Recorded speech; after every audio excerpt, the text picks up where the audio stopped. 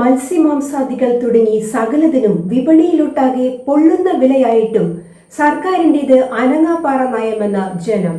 ഉപ്പ് തൊട്ട് കർപ്പൂരം വരെ സകല നിത്യോപയോഗ സാധനങ്ങൾക്കും പൊള്ളുന്ന വില നൽകേണ്ട ഗതികേടിലേക്ക് കേരളം കൂപ്പുകുത്തിയിട്ടും പട്ടിണി പാവങ്ങളുടെ മനസ്സു കാണാൻ സർക്കാരും ഭരണ സംവിധാനങ്ങളും തയ്യാറാവുന്നില്ലെന്ന ആക്ഷേപം കേരളത്തിൽ ശക്തമാവുന്നു.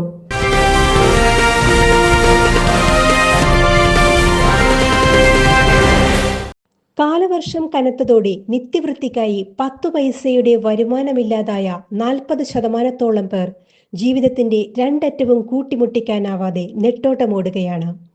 ഉപഭോക്തൃ സംസ്ഥാനമായ കേരളം കൃഷിയിലും ക്ഷീരമേഖലയിലും ഇപ്പോഴും ബഹുദൂരം പിന്നിലാണ്.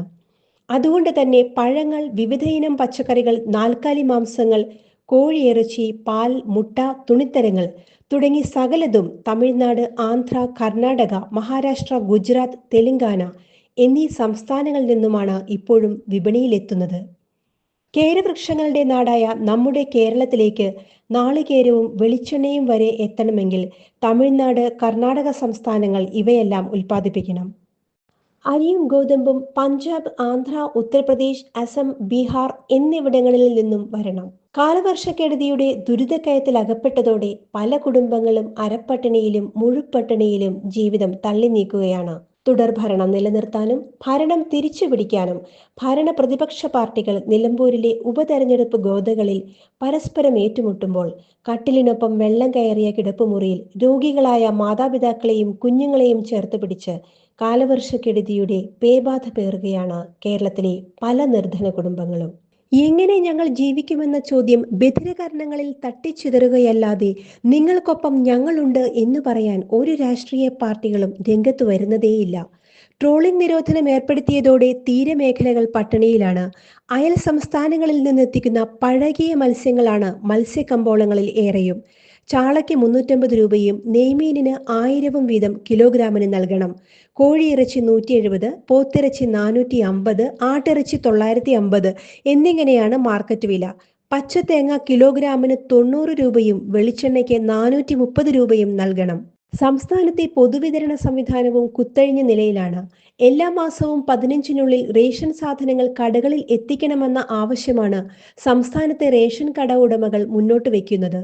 സംഭരണ സംവിധാനങ്ങൾ കൂടുതലുള്ള റേഷൻ കടകൾക്ക് 2 മാസത്തെ സ്റ്റോക്ക് ഒന്നിച്ചു നൽകണമെന്ന ആവശ്യവും അവർ മുന്നോട്ട് വയ്ക്കുന്നു.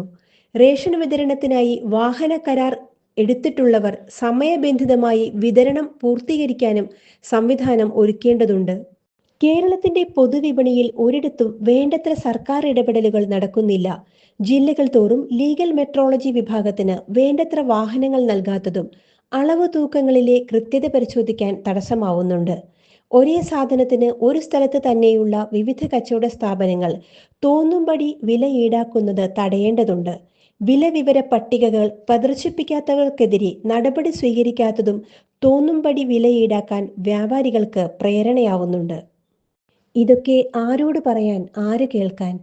തെരഞ്ഞെടുപ്പ് കാലത്ത് വോട്ടർമാരോട് കാണിക്കുന്ന സ്നേഹവാത്സല്യങ്ങൾ സ്ഥാനാർത്ഥികളുടെ വിജയത്തോടെ അവസാനിക്കുന്ന സ്ഥിരം പതിവിന് മാറ്റം വേണം. നിത്യവൃത്തിക്കായി വേണ്ടുന്ന അത്യാവശ്യ സാധനങ്ങൾ ലഭ്യമാക്കിയാൽ തന്നെ കേരളീയർ സംതൃപ്തരാണ്. അധികാരവും പദവിയും ലക്ഷ്യമാക്കുന്നവർ സാധാരണ ജനങ്ങളുടെ പങ്കപ്പാടുകൾ കൂടി കാണണം. പ്രജകൾ ഉണ്ടെങ്കിലേ രാജാവുണ്ടാവുകയുള്ളെന്ന തിരിച്ചറിവ് ഭരണാധികാരികൾക്കുണ്ടാവണം. അവിടെയാണ് ജനവും ജനാധിപത്യവും തോളൊപ്പമാവുന്നത്. A to Z news, Malayalam 24.